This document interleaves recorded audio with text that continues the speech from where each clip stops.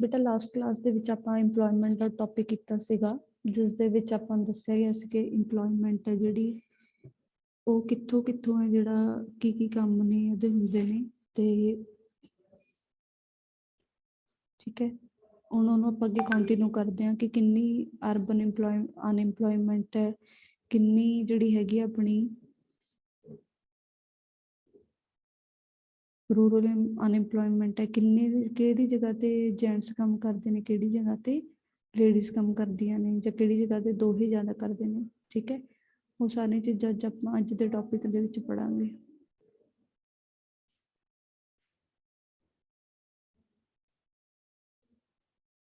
ठीक है जी, हाँ जी, आपां हुण आ गए सीगे नैक्सट लास्ट टॉपिक दे उपर, बिल्कुल the growth and changing structure of employment. In chapter 2 and 3, you might have studied about the planning strategies in detail. Here we look at two development indicator, growth of employment and GDP. 60 years of planned development have been aimed at expansion of economy through increase of national output and employment. So ਵਿੱਚ 60 ਸਾਲਾਂ ਦੇ ਵਿੱਚ ਜਿਹੜੀ ਹੈਗੀ ਹੈ development ਉਹ ਹੋਈ ਹੈ ਸਾਡੀ ਕਾਹਦੇ ਨਾਲ, through increase in national output and employment. National output ਕਿਵੇਂ ਵਧੀ ਹੈ, ਕਾਹਦੇ ਕਰਕੇ, ਸਿਰਫ ਸਾਡੀ ਇੰਪਲੋਇਮੈਂਟ ਕਰਕੇ। During the period 1950 to 2010, gross domestic product of India grew positively and was higher than employment growth. GDP ਤਾਂ ਵਧਿਆ, ਬਟ ਜਿਹੜੀ ਆਪਣੀ employment growth ਹੈ ਉਹ ਨਹੀਂ ਹੋਈ। However, there was always fluctuation in the growth of GDP, but ਜਿਹੜੀ GDP ਹੈ ਉਹਦੇ ਵਿੱਚ ਵੀ ਜਿਹੜੀਆਂ fluctuations ਨੇ ਉਹ continue ਹੁੰਦੀਆਂ ਰਹਿੰਦੀਆਂ ਨੇ।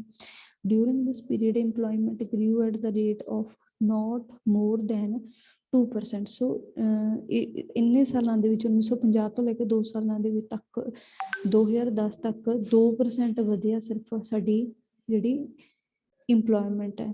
ਠੀਕ ਹੈ, chart 7.3 also points at another disheartening development in the late 90s. Employment growth start declining and reached the level of growth that India had in early stages of planning. सो बिल्कुल घटती गई हैगी जी प्लानिंग है, ये बहुत ही ज़्यादा पिछे चली गई। During this years we also find a widen gap between the growth of GDP and employment. So साडा जिहड़ा गैप है वो की हो गया, वध गया between the growth of GDP and employment. This means that in Indian economy without generating employment we have been able to produce more goods. कि साडी जिहड़ी GDP है वो फिर भी वधी जाती है, चाहे साडी इंप्लॉयमेंट है वो घट है। देखो चार्ट सानू की दसदा है, कहने and services scholar refer to phenomenon as jobless growth. तो ये ग्रोथ हो तो रही है बट ये जॉबलैस ग्रोथ हैगी। So far we have seen how employment has grown in comparison to GDP। हाँ जी, हुण आपां देखदे हां, देखो जिहड़ी लाइट ग्रे कलर की लाइन है वो GDP की है, GDP की ते जिहड़ी साडी इंप्लॉयमेंट है वो हैगी ब्लैक कलर की लाइन है जिहड़ी। ठीक है, जिहड़ी GDP है साडी वो 4 तो शुरू हुई सी 1951 तो 56 5 सालों के 3.6 फिर वध गई, फिर घट रही है, काफ़ी ज़्यादा घट गई सी GDP। जो इंप्लॉयमेंट वधी उदों GDP बहुत ज़्यादा लैस हो गई सेम ईयर दे विच। उस तो बाद ये थोड़ी जी जिहड़ी अपनी इंप्लॉयमेंट है वो कॉन्सटेंट चलती जा रही है, थोड़े थोड़े बिल्कुल माइनर चेंजिज आते जाते हैं 1997 ਦੇ ਵਿੱਚ 1997 ਦੇ ਵਿੱਚ तक। उस तो बाद जिहड़ी GDP है वो भी थोड़ी जी इनक्रीज हो गई 1966 तो बाद इनक्रीज होती गई है, तो एक जगह पर जाके कॉन्सटेंट होगी 5.7 to 5.8 ही हुई। तो एक बार ये बिल्कुल जी सी डाउनफॉल चली गई कदों 1990 तो 92 के पीरियड। ठीक है जी, सो उस तो बाद जी इनक्रीज हुई फिर कॉन्सटेंट रही है, फिर काफ़ी ज़्यादा इनक्रीज हुई 8% पर चली गई 2010 तक। तो 2012 जी हैगी 7.8, तो इदों बाद ये फिर माइनस च भी आ गई सी पिछे जे थोड़े टाइम पहला। सो इंप्लॉयमेंट है जी कोई खास जो है इनक्रीज नहीं होया। ठीक है, ਤੇ ਵਿੱਚ ਦੀ ਤਾਂ ਵਿੱਚੋਂ ਬਿਲਕੁਲ ਜ਼ਿਆਦਾ ਘਟ ਗਿਆ, ਪਰ ਫਿਰ ਵੀ ਇੰਡੀਆ ਦੀ ਜਿਹੜੀ GDP ਆ ਉਹ ਵੱਧਦੀ ਜਾਂਦੀ ਹੈ। ਫੋਰਨ ਕੰਟਰੀਜ਼ ਦਾ ਜਿਹੜਾ ਹੈਗਾ ਇਹ ਫਾਰਮੂਲਾ ਹੈ ਕਿ ਜੇ ਸਾਡੀ employment ਵਧੂਗੀ ਤਾਂ GDP ਵੀ ਵਧੂਗੀ, ਠੀਕ ਹੈ। Now it is a necessary to know how the growth pattern of employment and GDP affected different sections of workforce. GDP ਕਿੱਦਾਂ ਪ੍ਰਭਾਵਿਤ ਕਰਦੀ ਹੈ different sections ਨੂੰ। From this we will also be able to understand what type of employment are generated in our country. ਸਾਡੀ country ਦੇ ਵਿੱਚ ਕਿੱਦਾਂ ਦੀ employment ਹੈ ਜਿਹੜੀ ਉਹ ਜਨਰੇਟ ਹੋ ਰਹੀ ਹੈ। Let us look at two indicators that we have seen in preceding sections: employment of people in various industries and their status. We know that India is agrarian nation. Agrarian ਕੀ ਹੁੰਦਾ ਹੈ? ਜਿਹੜੀ most of population ਹੈ ਉਹ ਕੀ ਹੈ, agriculture ਤੇ dependent ਹੈ ਤੇ ਪਿੰਡਾਂ ਦੇ ਵਿੱਚ ਰਹਿੰਦੀ ਹੈ, ਠੀਕ ਹੈ। ਇਹ ਗੱਲ ਤਾਂ ਝੂਠ ਹੈ ਨਹੀਂ, ਠੀਕ ਹੈ। ਬਹੁਤ ਜ਼ਿਆਦਾ ਪਾਪੂਲੇਸ਼ਨ ਹੈ ਜਿਹੜੀ ਉਹ ਕਿੱਥੇ ਰਹਿੰਦੀ ਹੈ, ਪਿੰਡਾਂ ਦੇ ਵਿੱਚ। ਡਿਵੈਲਪਮੈਂਟ ਸਟ੍ਰੈਟਜੀਜ਼ ਇਨ ਮੈਨੀ country including India have aimed at reducing the proportion of people depending on agriculture. So ਹਰ ਇੱਕ ਕੰਟਰੀ ਦਾ ਰਾਜੇ ਇਹੀ ਮੇਨ ਮੋਟਿਵ ਹੈ ਅੱਜ ਦੇ ਟਾਈਮ ਦੇ ਵਿੱਚ ਕਿ ਵੱਧ ਤੋਂ ਵੱਧ ਲੋਕਾਂ ਨੂੰ ਜਿਹੜਾ ਹੈਗਾ ਅਸੀਂ ਹਟਾਉਣਾ ਹੈ। ਕਿਹਦੇ ਤੋਂ? ਆਪਾਂ ਨੇ ਐਗਰੀਕਲਚਰ ਘਟਾਉਣੀ ਹੈ, ਐਗਰੀਕਲਚਰ ਤੋਂ ਹਟਾ ਦੇਣੇ ਨੇ ਲੋਕ, ਐਗਰੀਕਲਚਰ ਨਹੀਂ ਕਰਨੀ। Industrial sector show substantial shift from farm work to non farm work. So ਇਹਦੇ ਵਿੱਚ ਵੀ ਦਿਖ ਰਿਹਾ ਸਾਨੂੰ ਕਿ ਫਾਰਮ ਵਰਕ ਤੋਂ ਨੋਨ ਫਾਰਮ ਵਰਕ ਦੇ ਵੱਲ ਆਪਾਂ ਕੀ ਹੋ ਗਏ, ਵੱਧ ਗਏ ਹਾਂ, ਠੀਕ ਹੈ ਜੀ। ਉਸ ਤੋਂ ਬਾਅਦ ਹੈਗਾ distribution in 1973 about 74% workforce was engaged in primary sector. ਹੁਣ ਪ੍ਰਾਇਮਰੀ ਸੈਕਟਰ ਕਿਹੜਾ ਰਾਜੇ? ਪ੍ਰਾਇਮਰੀ ਸੈਕਟਰ ਐਗਰੀਕਲਚਰ ਹੈ। ਸੋ 94% ਲੋਕ ਸੀਗੇ ਜਿਹੜੇ ਉਸ ਟਾਈਮ ਦੇ ਵਿੱਚ 1972-73 ਦੇ ਵਿੱਚ ਕਿਹਦੇ ਤੇ ਡਿਪੈਂਡ ਸੀਗੇ? ਵਰਕਫੋਰਸ ਪ੍ਰਾਇਮਰੀ ਸੈਕਟਰ ਯਾਨੀ ਕਿ ਖੇਤੀਬਾੜੀ ਤੇ ਡਿਪੈਂਡ ਕਰਦੀ ਸੀਗੀਆਂ ਨੇ, ਠੀਕ ਹੈ। So this proportion has declined to 50%। So ਇਹ 2011-12 ਦੇ ਵਿੱਚ ਇਹ 50% ਘੱਟ ਹੋ ਗਿਆ। Secondary and service sector are showing promised future for Indian workforce. So secondary ਜਿਹੜਾ ਤੇ ਸਰਵਿਸ ਸੈਕਟਰ ਉਹ ਕੀ ਕਰ ਰਿਹਾ ਹੈ? ਇਹਦੇ ਵਿੱਚ ਜ਼ਿਆਦਾ ਦਿਖਾ ਰਿਹਾ ਸਾਨੂੰ opportunities, ਠੀਕ ਹੈ। ਉਸ ਤੋਂ ਬਾਅਦ ਹੈਗਾ ਰਾਜੇ you may notice that share of these sectors, ਇਹਨਾਂ sectors ਦਾ ਜਿਹੜਾ share ਹੈ ਰਾਜੇ ਉਹ ਕੀ ਹੈ? have increased from 11 to 24% and 15 to 27%। ਸੋ ਇਹਨਾਂ ਦਾ ਜਿਹੜਾ ਸ਼ੇਅਰ ਹੈ ਉਹ ਵੱਧ ਗਿਆ, ਯਾਨੀ ਕਿ ਖੇਤੀਬਾੜੀ ਦੇ ਨਾਲੋਂ ਲੋਕਾਂ ਨੂੰ ਹਟਾ ਦਿੱਤਾ ਗਿਆ ਤੇ ਸਰਵਿਸ ਸੈਕਟਰ ਵੱਲ ਇਹਨਾਂ ਨੂੰ ਪ੍ਰੇਰਿਤ ਕੀਤਾ ਗਿਆ।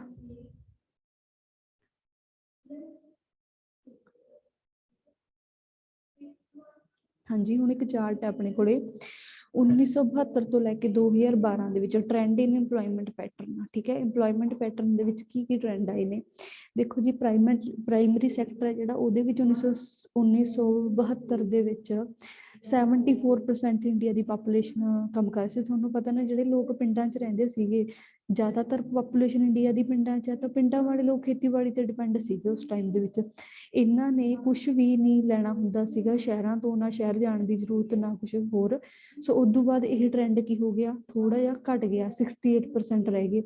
1993-94 ਦੇ ਵਿੱਚ ਹੋਰ 4% ਘਟ ਗਿਆ। 1999-2000 ਦੇ ਵਿੱਚ 7 ਸਾਲਾਂ ਬਾਅਦ 4% ਘਟ ਕੇ 2011 ਦੇ ਵਿੱਚ 10 ਸਾਲਾਂ ਬਾਅਦ ਜਿਹੜਾ ਹੈਗਾ 48% ਹੀ ਜਿਹੜਾ ਰਹਿ ਗਿਆ।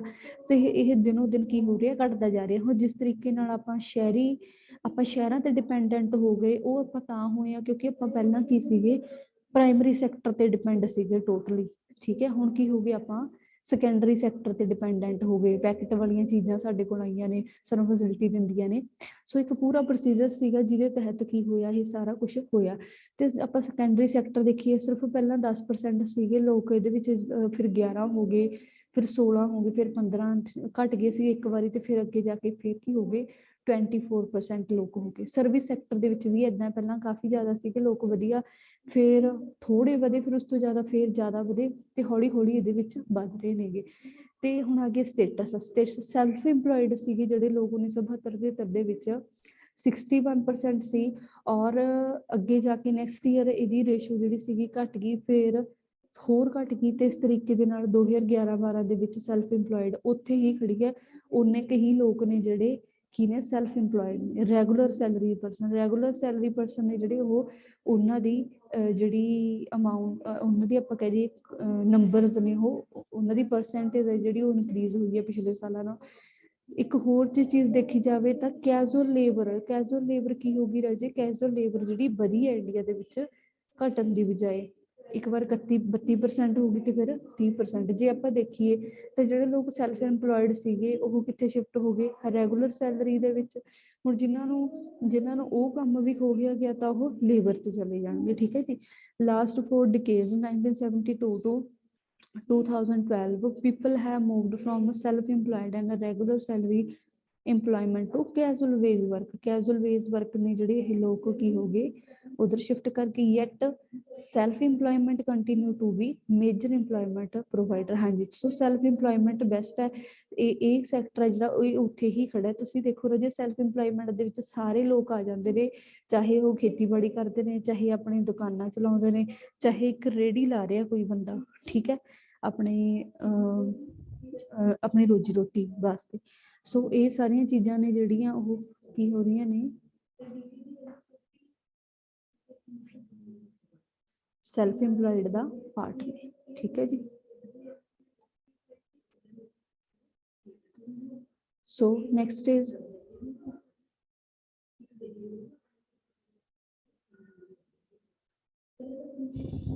Information of Indian workforce. India ਦੀ ਜਿਹੜੀ ਵਰਕਫੋਰਸ ਆ ਉਹਨਾਂ ਦਾ ਕੀ ਸਿਸਟਮ ਹੈ। Information of Indian workforce. In the previous section, we have found that proportion of casual labor has been increased. One of the objective of developed planning in India since its independence has been to be provide decent livelihood to its people। ਲੋਕਾਂ ਨੂੰ government ਦਾ ਹੀ ਉਹ ਸੀਗਾ main purpose ਕਿ ਲੋਕਾਂ ਨੂੰ employment ਹੈ ਜਿਹੜੀ ਮਿਲ ਸਕੇ। It has been envisaged that the industrialization strategy would bring surplus worker from agriculture to industry। ਦੇਖੋ ਲੋਕਾਂ ਨੂੰ ਐਗਰੀਕਲਚਰ ਤੋਂ ਹਟਾ ਕੇ ਕਿੱਧਰਲੇ ਪਾਸੇ ਲਾਇਆ ਜਾਣ ਲੱਗ ਗਿਆ, ਫੈਕਟਰੀ ਵਗੈਰਾ ਦੇ ਵਿੱਚ, ਠੀਕ ਹੈ, ਡਿਵੈਲਪਡ ਕੰਟਰੀ ਬਣਾਉਣ ਖਾਤਰ। ਹੁਣ ਫੋਰਨ ਕੰਟਰੀਜ਼ ਨੇ ਰਾਜੇ, ਉੱਥੇ ਵੀ ਹੀ ਕੀਤਾ ਜਾਂਦਾ। ਉੱਥੇ ਬਹੁਤ ਵੱਡੇ ਫਾਰਮ ਨੇ ਜਿਨ੍ਹਾਂ ਨੂੰ ਲੋਕੀ ਆਪ ਸੰਭਾਲਦੇ ਨੇ ਤੇ ਉੱਥੇ ਸਾਰੇ ਦੇ ਸਾਰੇ ਲੋਕ ਉਹਨਾਂ ਨੇ ਹਟਾ ਕੇ ਕਿੱਧਰ ਲਾਤੇ, ਇੰਡਸਟਰੀ ਦੇ ਵਿੱਚ ਕੰਮ ਕਰਨ ਲਈ। ਕਿਉਂਕਿ ਜਦੋਂ ਸਰਕਾਰਾਂ ਦਾ ਇਹ ਮੰਨਣਾ ਹੈ ਕਿ ਜਦੋਂ ਲੋਕ ਖੇਤੀਬਾੜੀ ਤੇ ਡਿਪੈਂਡੈਂਟ ਰਹਿਣਗੇ, ਖੇਤਾਂ 'ਚ ਲੇਬਰ ਕਰਨਗੇ ਤਾਂ ਉਹਨਾਂ ਦਾ ਸਟੈਂਡਰਡ ਆਫ ਲਿਵਿੰਗ ਹੈ ਜਿਹੜਾ ਉਹ ਸਹੀ ਨਹੀਂ ਹੋ ਸਕਦਾ, ਠੀਕ ਹੈ ਜੀ। We have seen in the preceding section that even after 25 years of land development, more than half of Indian workforce depend on farming। ਹਾਲੇ ਵੀ ਬਹੁਤ ਸਾਰੇ ਲੋਕ ਨੇ ਜਿਹੜੇ ਫਾਰਮਿੰਗ ਤੇ ਡਿਪੈਂਡ ਕਰਦੇ ਨੇ। Economists argue that over the years the quality of employment has been deteriorating even after working for more than 10 to 20 years। Why do some workers not get maternity benefit, provident fund, gratuity ਤੇ pension? ਹੁਣ ਇਹ ਸਾਰੇ funds ਨੇ ਰਾਜੇ ਇਹ ਮਿਲਣੇ ਚਾਹੀਦੇ ਨੇ। ਇਕਨੋਮਿਸਟ ਕਹਿੰਦੇ ਨੇ ਕਿ ਲੋਕਾਂ ਨੂੰ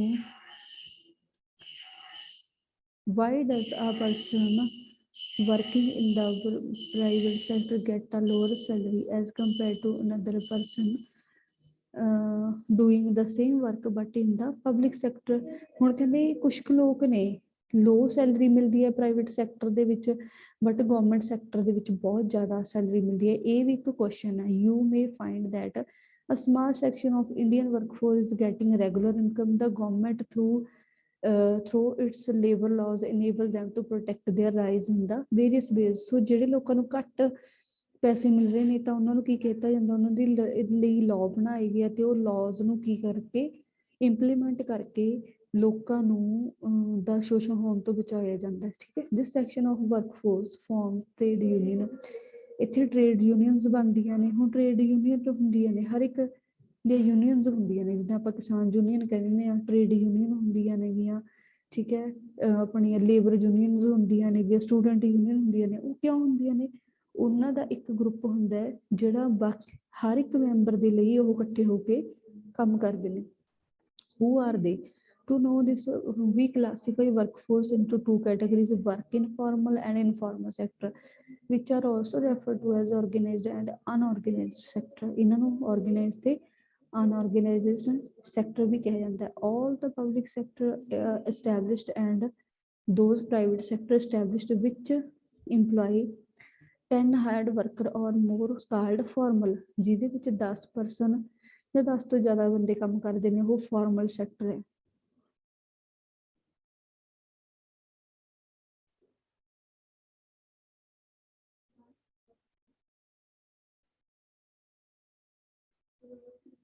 All other enterprise and worker working in those enterprise form the informal sector। ਤਾਂ ਕੀ ਬਣਾ ਦਿੰਦੇ ਨੇ ਉਹ ਇਨਫਾਰਮਲ ਸੈਕਟਰ ਜਿਹੜਾ ਨੂੰ ਬਣਾ ਦਿੰਦੇ ਨੇ। Thus informal sector include million of farmers, agricultural labor, owner of small enterprise and people working in enterprise, and also the self-employed who do not have any hired worker। So ਸਾਰੇ informal ਚ ਆ ਜਾਂਦੇ ਨੇ। It also include all non-farm casual base labor who work for more than one employer। Casual labours ਵੀ ਆ ਜਾਂਦੀਆਂ ਨੇ ਤੇ ਇਹਦੇ ਵਿੱਚ ਹੋਰ ਕੀ ਆ ਜਾਂਦਾ ਆਪਣੇ ਕੋਲੇ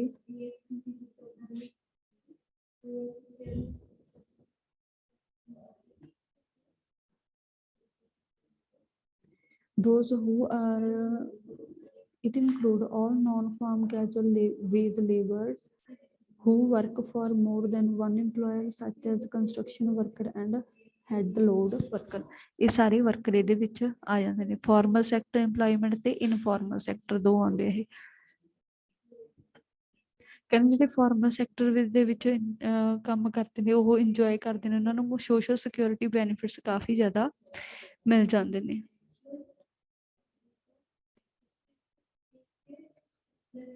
they earn more than those in the informal sector। ਜਿਹੜੇ ਇਨਫਾਰਮਲ ਸੈਕਟਰ 'ਚ ਹੁੰਦੇ ਨੇ, ਠੀਕ ਹੈ, ਥੋੜਾ ਬਹੁਤ ਆਪੋ ਆਪਣਾ ਕਮਾ ਲੈਂਦੇ ਨੇ, ਉਹ ਲੋਕ ਕੀ ਨੇਗੇ ਇਨਫਾਰਮਲ ਸੈਕਟਰ 'ਚ ਆਉਂਦੇ ਨੇ।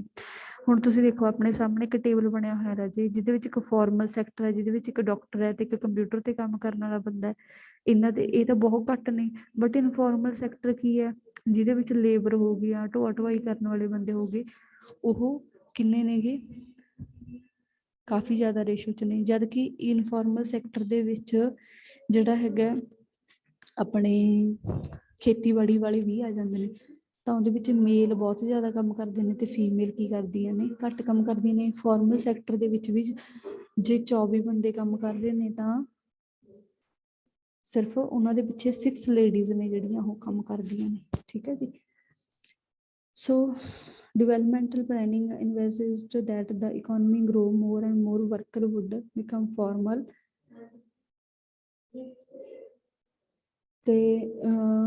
As the economy grows, more and more worker would become formal sector worker and the proportion of worker engaged in the informal sector would dwindle। ठीक है, ਇਹ ਘਟਨੇ ਸ਼ੁਰੂ ਹੋ ਗਏ। what has happened in India? India ਦੇ ਵਿੱਚ ਕਹਿੰਦੇ ਕੀ ਹੋ ਰਿਹਾ, look at the following chart which gives the distribution of workforce in formal sector and informal sector। ਸੋ ਇੱਦਾਂ ਜਿਹੜੀ ਹੈਗੀ ਹੈ, ਜਿਹੜਾ ਆਪਾਂ ਚਾਰਟ ਪੜ੍ਹੇ ਆ ਉਹਦੀ ਅਕੋਰਡਿੰਗ ਫੋਰਸ ਹੈ ਜਿਹੜੀ ਉਹ ਕੰਮ ਕਰਦੀ ਹੈ ਇਨਫਾਰਮਲ ਤੇ ਫਾਰਮਲ ਸੈਕਟਰ 'ਚ।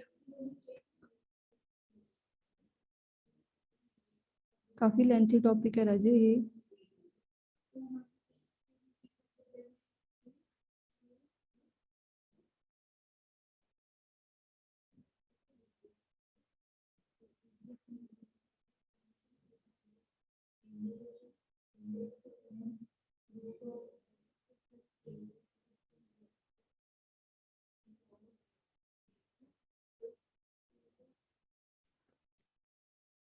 Since the late 1970s, many developing countries, include India, start paying attention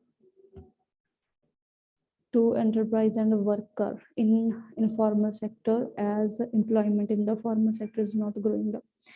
ਕਿ ਜਿਹੜੀ ਇਨਫੋਰਮਲ ਸੈਕਟਰ 'ਚ ਜਿੱਦਾਂ ਲੋਕ ਵੱਧ ਰਹੇ ਸੀਗੇ, ਫਾਰਮਲ ਸੈਕਟਰ 'ਚ ਨਹੀਂ ਸੀ ਵੱਧ ਰਹੇ। Worker and enterprise in the informal sector do not get regular income. ਪਰ ਜਿਹੜੇ ਇਨਫੋਰਮਲ ਸੈਕਟਰ 'ਚ ਸੀਗੇ ਲੋਕੀ, ਉਹਨਾਂ ਨੂੰ ਕੀ ਹੋ ਰਿਹਾ ਸੀ, ਇਨਕਮ ਜਿਹੜੀ ਰੈਗੂਲਰ ਇਨਕਮ ਹੈ ਉਹ ਨਹੀਂ ਸੀ ਮਿਲ ਰਹੀ।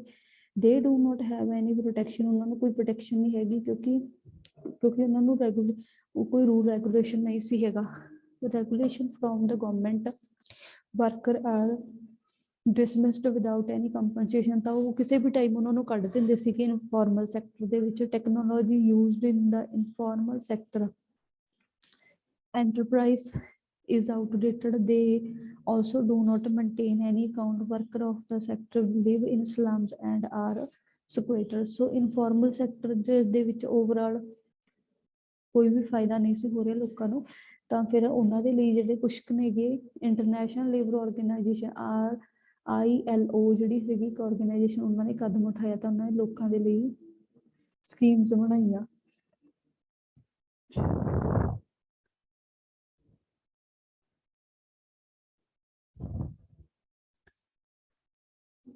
Employment.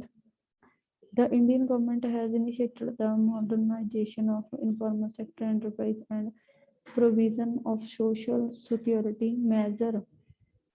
The informal sector worker and ask whether there is any vacancy in their factory or office. Many in the rural area do not get out and